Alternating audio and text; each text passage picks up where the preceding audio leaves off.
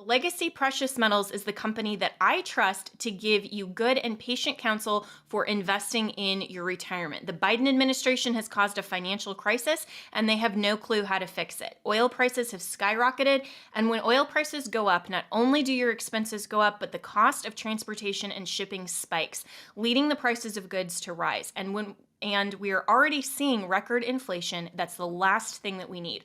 Our economy is in trouble, and you need to take steps to protect yourself. If all your money is tied up in stocks, bonds, and traditional markets, you may be vulnerable. So gold is one of the very best ways to protect your retirement. No matter what happens, you own your own gold. It's real, it's physical, and it's always been valuable since the dawn of time.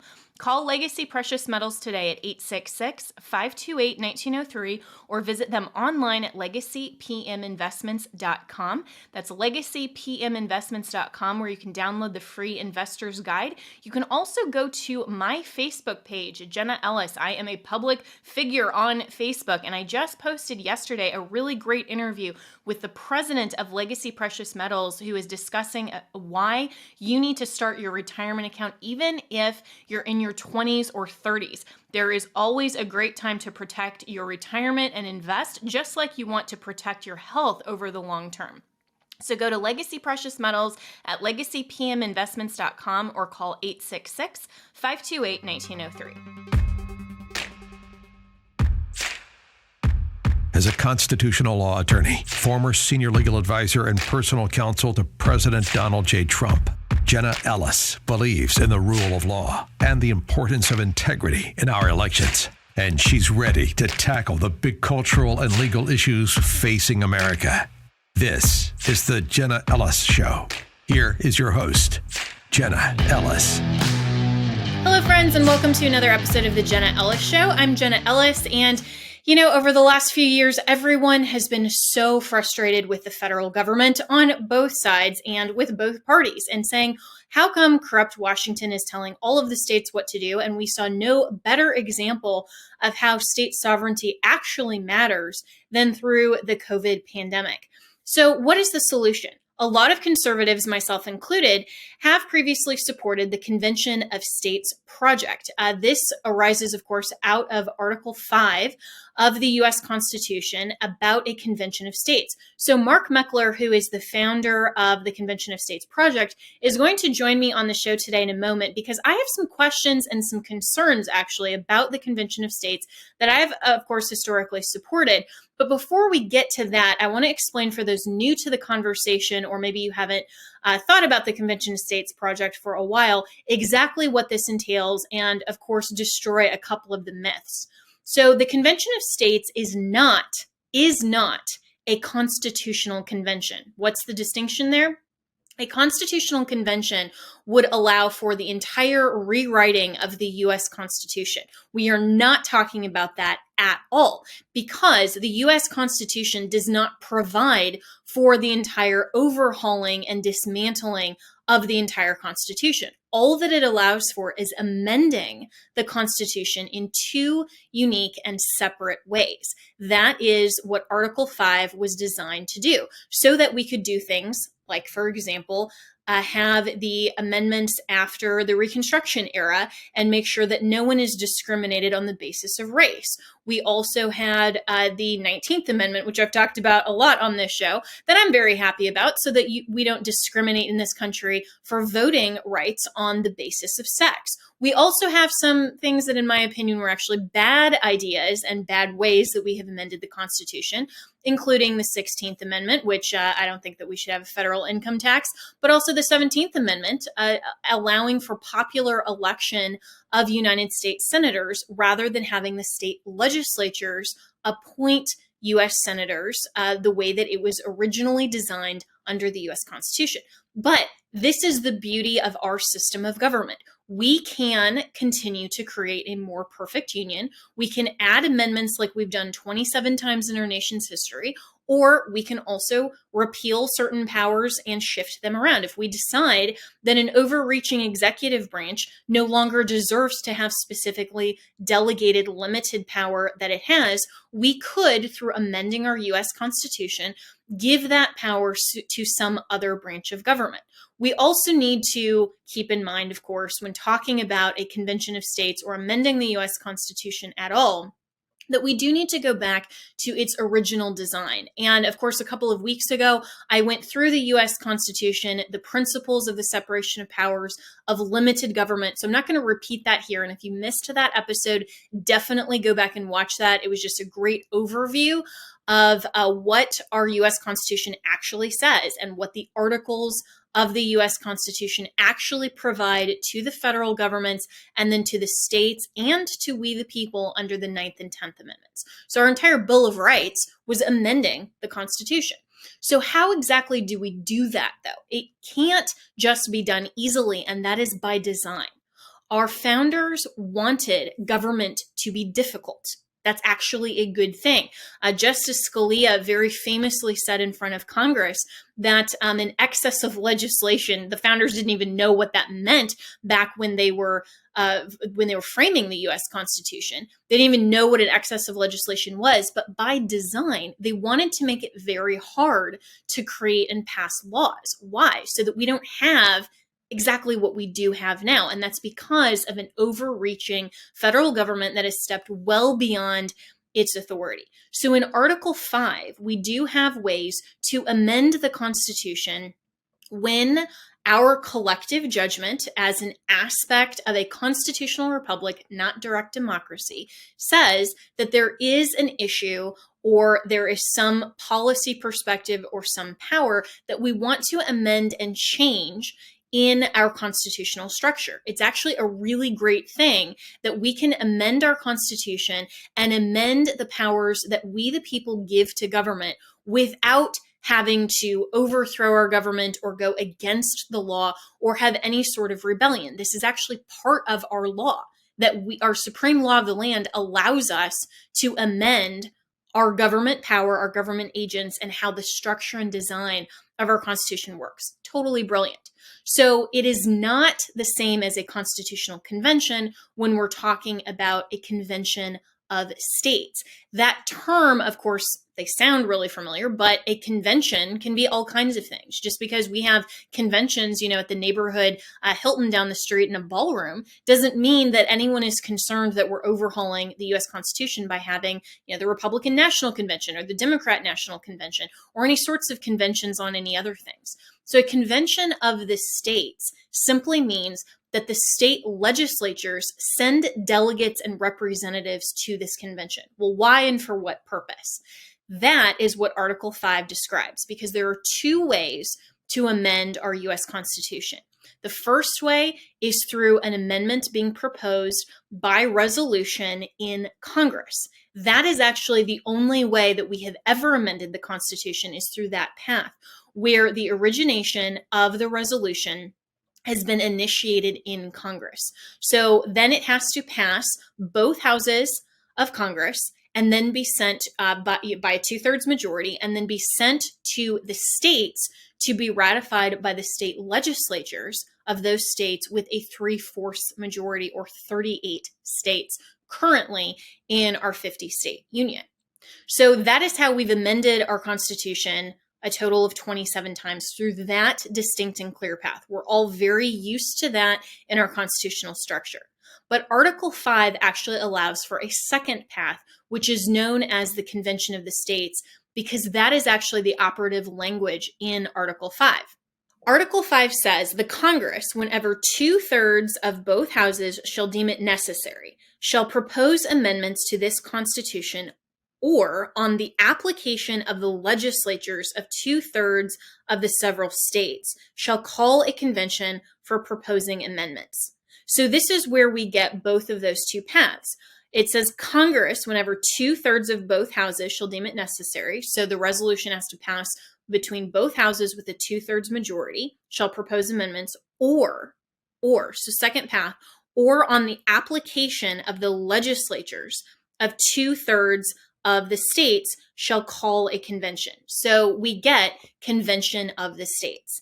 Now that has never happened in United States history. And that is why this proposal of a convention of states has been attempted before in our history, but we've never gotten to the 2/3 mark, which in our current structure of 50 states would be 34 states. So the Convention of States project has gotten really the closest. Right now, there are 19 states that have proposed the exact same resolution and have actually passed it through their state legislatures. And that's the key. It has to be the same resolution, just like in Congress. There could be many different resolutions proposing different types of amendments, but all of those, each of those, in order to then pass through the Congress and go to the states for ratification, would have to be the same amendment. And that just makes sense. You couldn't have, 57 different amendments that then didn't get to that threshold, but collectively they did. So yeah, let's pass on all of those amendments to the states. No, it has to be the same proposal. And that is the exact same resolution that would have to pass through 34 state legislatures in order to convene delegates from all 50 states at a convention that would then determine the language and the amendments that would then be sent to the states for ratification. Okay, so this is where a convention of the states is not a constitutional convention, but is an alternative method that bypasses Congress and allows the state legislatures to perform the function of Congress in terms of proposing what amendments to consider by all of the states for ratification. So it's just a separate and distinct way of amending the Constitution. This has never been attempted in American history where we've gotten to the stage of actually convening delegates from the states. But the language in Article 5 is very clear. No, this can't be a runaway constitution because, as I've already just described, there are safeguards that are in place by the language. No one is concerned of a runaway convention if a member of Congress proposes an amendment like they've done in American history. So no one should be concerned if a convention of states project or any other state legislature has any other resolution that is trying to convene a convention of the states. It is limited to the subject matter and to the resolution that was actually passed by a qualifying number of states, in this instance 34, that would lead to the convention. So the question is, why haven't we done this before? Well, it has been attempted, at least in terms of the resolution. There are over 400 different live petitions for a convention of states that have been passed by various legislatures around the country. So 400 is obviously much more than 34. Why hasn't a convention been called? Because they haven't been the same resolution on the same subject matter and the same proposed amendment. So we have to get to that magic constitutional number of 34, or 2/3 of the several states. So the question then, of course, becomes, should we support the Convention of States project? That is initiating a resolution on 3 separate issues, which is term limits, balancing the budget, and also to reform the judiciary. Now, the language of the proposed Convention of States project amendments in those 3 subject matter would then be worked out at an actual Convention of States. So do we want to do this? That's the question that I have for Mark Meckler. And I have been an ardent supporter of the Convention of States up to this point, but with everything that I personally witnessed with the Republican legislatures in the 2020 election that were so weak, so spineless, and so ultimately controlled by the national RNC, I have reservations of whether or not Republican-dominated state legislatures, which Republicans currently hold a majority of state legislatures around the country in the states, but would those Republicans vote in a way and craft language in a way that would actually be helpful, or would it be harmful to the U.S. Constitution? So stick around. I'm going to have Mark Meckler answer those questions next. Legacy Precious Metals is the company that I trust to give you good and patient counsel for investing in your retirement. The Biden administration has caused a financial crisis, and they have no clue how to fix it. Oil prices have skyrocketed, and when oil prices go up, not only do your expenses go up, but the cost of transportation and shipping spikes, leading the prices of goods to rise. And we are already seeing record inflation. That's the last thing that we need. Our economy is in trouble, and you need to take steps to protect yourself. If all your money is tied up in stocks, bonds, and traditional markets, you may be vulnerable. So gold is one of the very best ways to protect your retirement. No matter what happens, you own your own gold. It's real, it's physical, and it's always been valuable since the dawn of time. Call Legacy Precious Metals today at 866-528-1903 or visit them online at legacypminvestments.com. That's legacypminvestments.com, where you can download the free investor's guide. You can also go to my Facebook page, Jenna Ellis. I am a public figure on Facebook, and I just posted yesterday a really great interview with the president of Legacy Precious Metals, who is discussing why you need to start your retirement account even if you're in your 20s or 30s. There is always a great time to protect your retirement and invest, just like you want to protect your health over the long term. So go to Legacy Precious Metals at legacypminvestments.com or call 866-528-1903. So joining me now is the founder of the Convention of States Project, my very good friend, Mark Meckler. So Mark, thanks so much for joining me. It's really great to see you again. Yeah, absolutely. So I was explaining, in the introduction that the questions that I've heard and the questions that frankly I have is whether a convention of states is right for right now and the right time, because what I saw in the aftermath of the 2020 election, going to Republican state legislatures and seeing how spineless they were, how loath they were to actually fulfill their constitutional responsibilities. You and I have talked for years about how, this is great because Republicans control the majority of state legislatures. So of course the convention of states is great, but I'm frankly a lot more skeptical of that proposition now. What say you? Well, I would say, first of all, I think you're being too nice to the state legislatures. So look, I live in those legislatures. I'm there during legislative season pretty much every week in multiple states. So yeah, it's honestly, it's bad there. It's no better, maybe a little bit better than it is in Washington, D.C. I would say I find more patriots in the state legislatures than I do in Congress. But it's not great. And that's because it's filled with human beings. And so here would be my response, which is I trust the founders and the framers. And they created a structure. They were under no misimpression that people were good. They understood that the nature of human beings was fundamentally flawed, that we were sinful, fallen creatures, and they designed a structure intended to deal with that. And so there's literally nothing that could change in the composition of the legislatures that would make me concerned about calling a convention of states because of the structure of the process.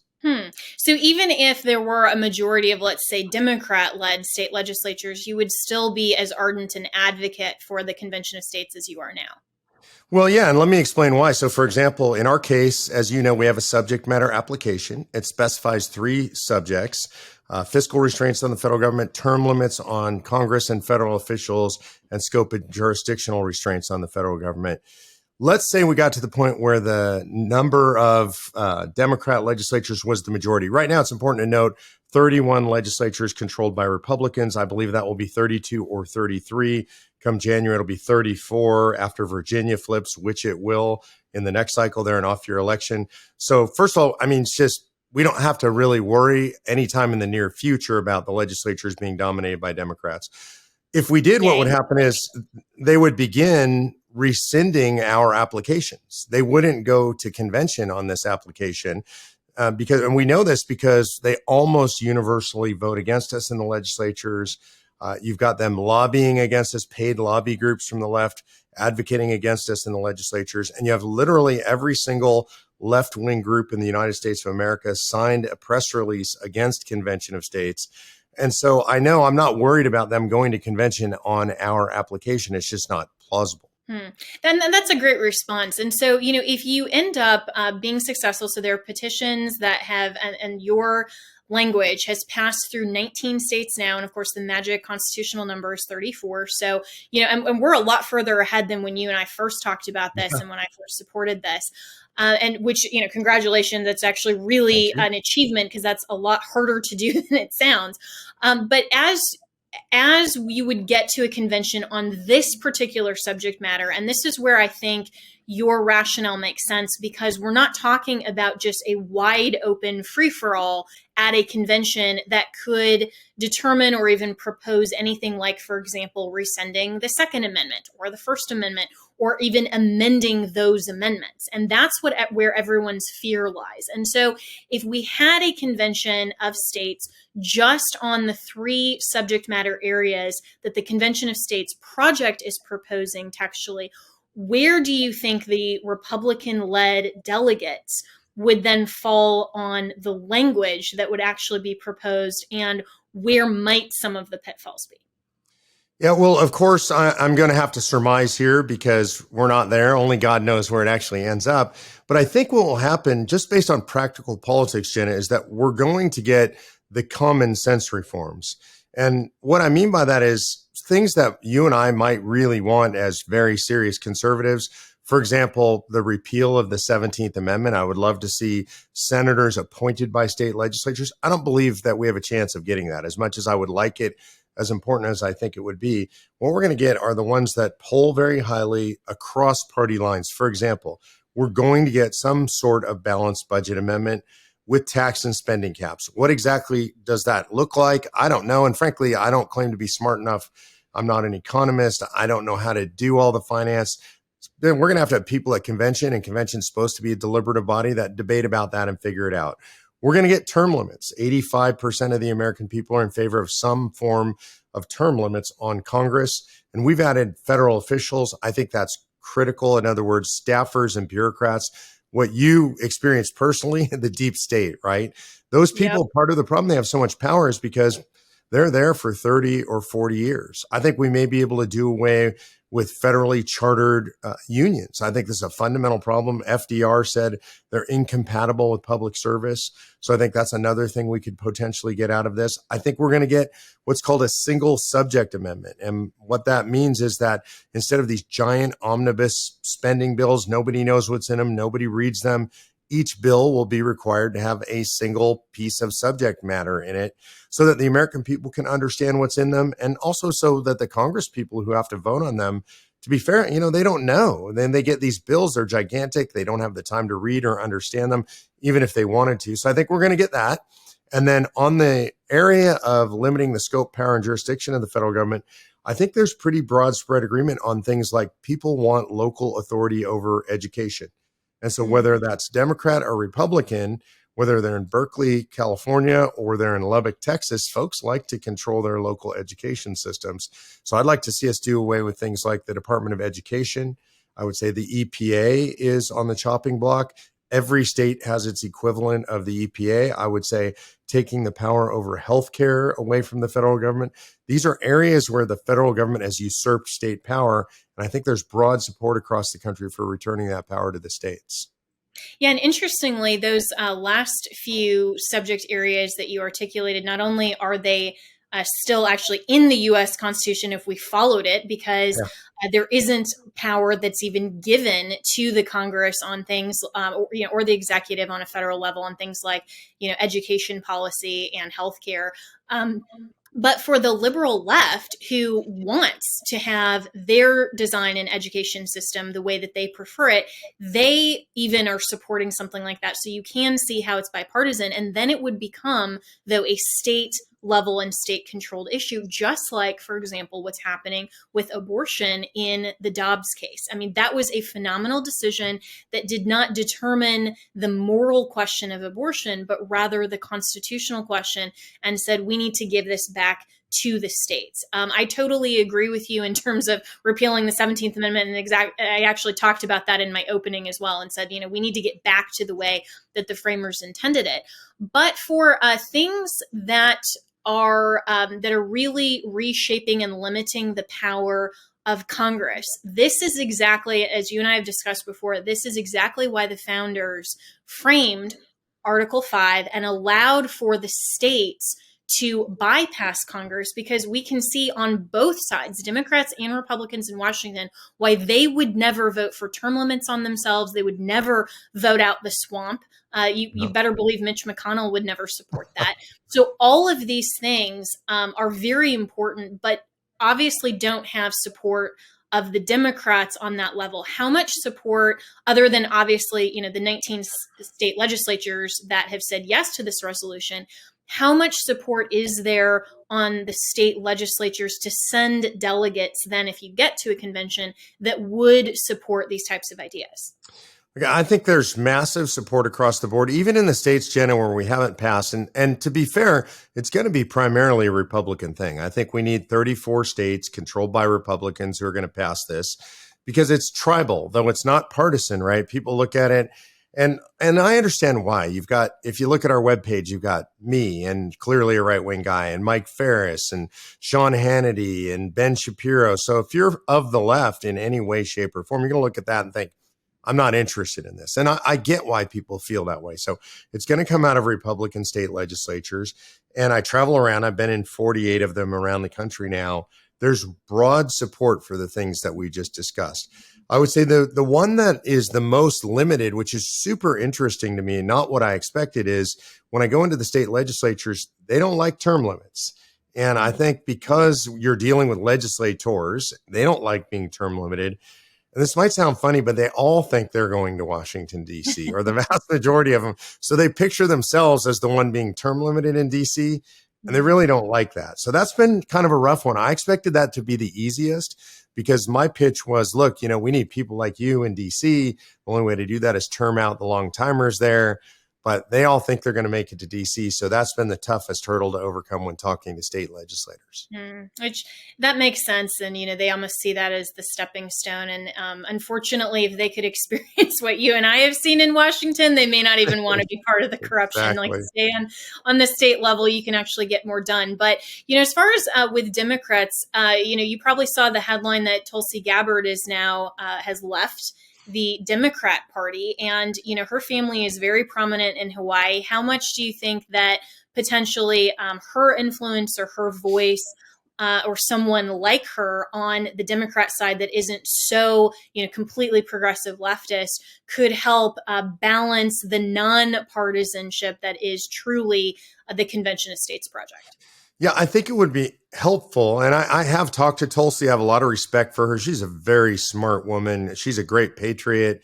A lot of people don't realize it. You see it on her website. If you look at her, she's in active or reserve military service. She spent 4 months earlier this year in North Africa, actually actively serving. So I have a lot of respect for her. We talk about Convention of States a lot.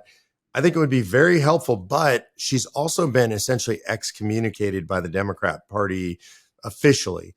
Now, I think it helps because I think there are a lot of smart, what I would describe as moderate Democrats, old, maybe Blue Dog style Democrats, who are looking for where to go. What's my home? What do I do now? It's really interesting because you got the radical left of the party is driving things. But when we start talking about stuff like CRT and gender ideology and forcing people to take vaccines, there are a lot of folks that would consider themselves Democrats and maybe even really left-leaning Democrats. They're not into that kind of stuff, and they're frustrated and they don't have a home. So I think Tulsi gives them an opportunity to look at somebody who's smart and measured, and I would add kind and not an inflammatory person. I mean, she really is a wonderful person to talk to. I think she could be a great leader of this movement away from the radical left. Yeah, I totally agree. And, I told her today I was really proud of her for finally stepping away from the Democrat Party. And, we've seen the extremes, though, on both sides with, a lot of this rejection from true conservatives and people, who loved and supported Donald Trump's policies, regardless of whether they like the mean tweets or not. Yep. This kind of MAGA movement that is away from the old rhino establishment.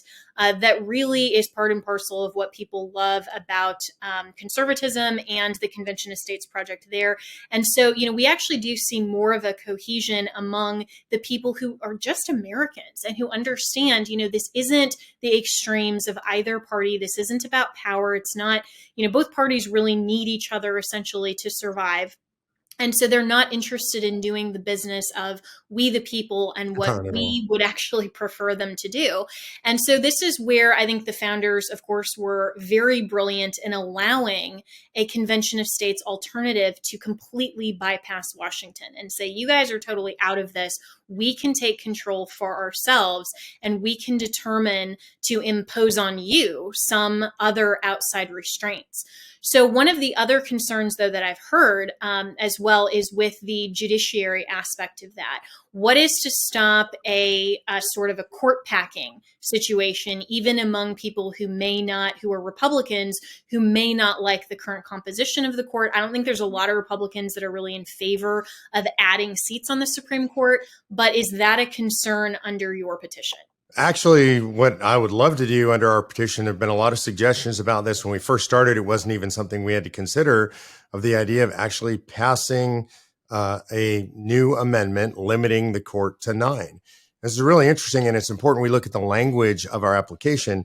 Everything is couched in terms of limits on the power of the federal government. So right now, the federal government, Congress, has the absolute authority to put as many people on the court as they would like. And, it could be 100 people on the court.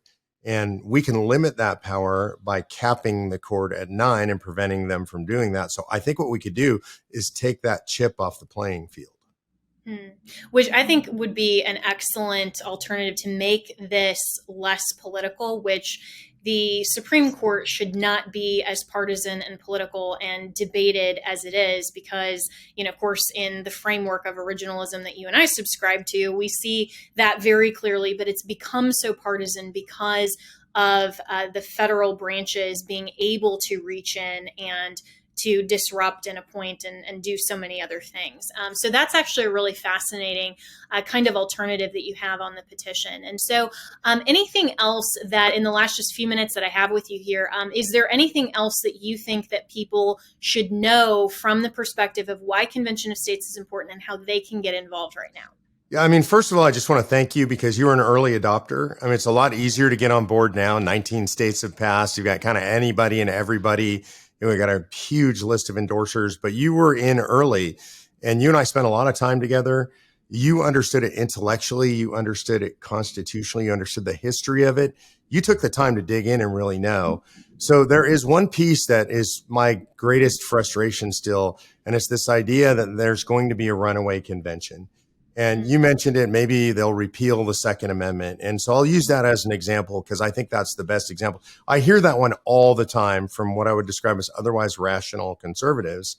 They say that, and then if you look at the math and you just do the simple math, it takes 38 states to ratify anything. So I don't believe convention can get out of control. There's a lot of reasons for that, but let's assume I'm wrong about all of that. And it does. And let's assume somehow they get 26 states to agree that they should make a suggestion to the rest of the states to pass an amendment to repeal the Second Amendment. You'd have to find 38 states to ratify that. Today, there are 24 states that have constitutional carry, meaning you don't even need a permit to carry your handgun. There are 24 states that allow you to carry your handgun inside a state legislature. And believe it or not, there are 14 states where you could take your AR, put one in the chamber, sling it across your back, and sit in the gallery and watch the proceedings. Now, I'm not saying that's a good idea. I'm just saying that's the law in 14 states. And so the idea that you couldn't find 13 states who would be opposed to the repeal of the Second Amendment is just ridiculous. And so if you do the math, and I'll put this out to your viewers, I do with everybody, my personal email address is mmeckler@cosaction.com. If you can think of an amendment that you or I as conservatives wouldn't like, just write it down in layman's language and give it to me and show me the 38 states that'll ratify it. Jenna, I've been making that offer literally for 9 years now. I've been on Newsmax with you. I've made the offer there. I've done it on Hannity and Shapiro and everywhere else, millions of people. I've received exactly 0 emails that can fulfill that criteria because it's not possible. Anything you or I wouldn't like, even if it could come out of convention, which it can't, it would not be ratified. There's just a 0% chance of ratification. And that brings us all the way back to the very beginning, which is it's not human nature I trust. It's not people that I trust, because I understand the wisdom of the founders. It's the structure that the founders put in place and the framers put in place. And I think if we don't trust that anymore, then we've lost our country. Yeah, very well said. And, it's the exact same reason that we see so many bad ideas that are proposed every day in Congress with the Democrats, but you can't even get it through the majority of the Congress that we do have that's currently under Democrat control. And so, your example there of how many states it would actually take goes all the way back to what I was talking about in the very beginning with Justice Scalia saying, the founders didn't even know what an excess of legislation was, but they made it hard on purpose to pass laws and to create laws. And they made it even harder to pass constitutional amendments. And that's for a reason and for a purpose. And so in that sense, we do have the ultimate safeguard. So Mark, I really appreciate it so much. And, I was an early supporter just because I was very blessed to know you and also Mike Ferris, who I understand is coming back since he has stepped down as the CEO of Alliance Defending Freedom, is actually coming back to work with Convention of States. So tell me a little bit about that too, because I love you both dearly. You've been mentors and great friends to me. So that's really exciting to hear as well, because he was one of the first that walked me through kind of step by step the constitutional analysis. Yeah, I know he's mentored both of us, and he's one of the most amazing human beings in modern American history. Founder of HSLDA, founder of Patrick Henry College, one of the founders of Convention of States, now outgoing CEO of Alliance Defending Freedom, the largest religious liberties organization in the world. Really an amazing man. I don't know if you know their stats. It's incredible. 14 cases at the Supreme Court since he's been there. They've won 13 of them. So he's really made a mark preserving religious liberty. So he decided it was time to have a younger CEO step up. He had a great person in place. So she's coming in at the end of the year. Mike's going to be coming back to us working part-time. We announced this at our summit in Orlando just 2 days ago. And I'll tell you, Jenna, it just makes me emotional to say it. He was overwhelmed because people just flocked to him. And he said literally over 1,000 times people welcomed him home. We awarded him a Lifetime Achievement Award, which was the Tom Coburn, George Mason Lifetime Achievement Award. It was really emotional. He is not only a great man, but he's a personal mentor to me and like a brother to me. And so having him back and being able to work with him again, I couldn't be happier or more optimistic.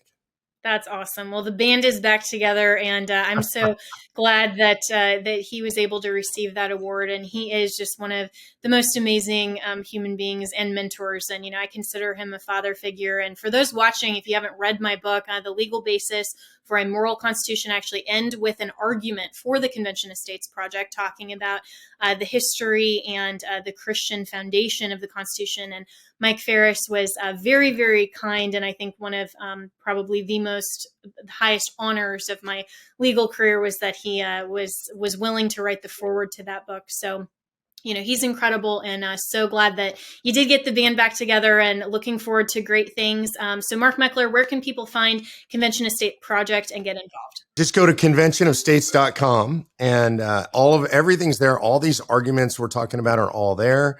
And then there's also, if you want to get involved, you can sign the petition. You can click the Take Action tab and volunteer. The last thing I want to say, Jenna, is for those who are watching you, I actually think the most important thing about you is you're willing to actually be in the fight.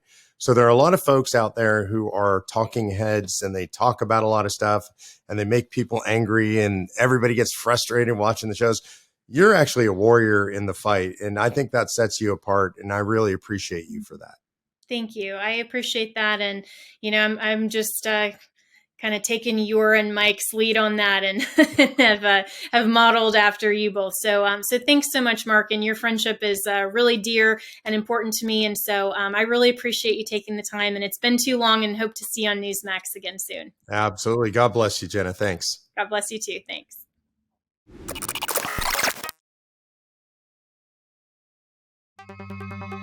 MyPillow is having their biggest sheet sale of the year. You all have helped build MyPillow into the amazing company that it is today. Now, Mike Lindell, the inventor and CEO, wants to give back exclusively to you, his listeners.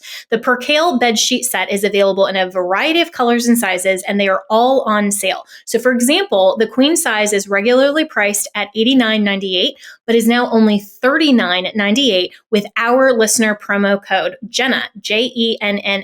So order now because when they're gone, they're gone. The Percale bed sheets are breathable and have a cool and crisp feel. These come with a 10-year warranty and a 60-day money-back guarantee, so don't miss out on this incredible offer. There's a limited supply, so be sure to order now. You can call 1-800-564-8475 and use the promo code Jenna, or go to mypillow.com/Jenna. You can click on the radio listeners square and use the promo code Jenna. That's Jenna.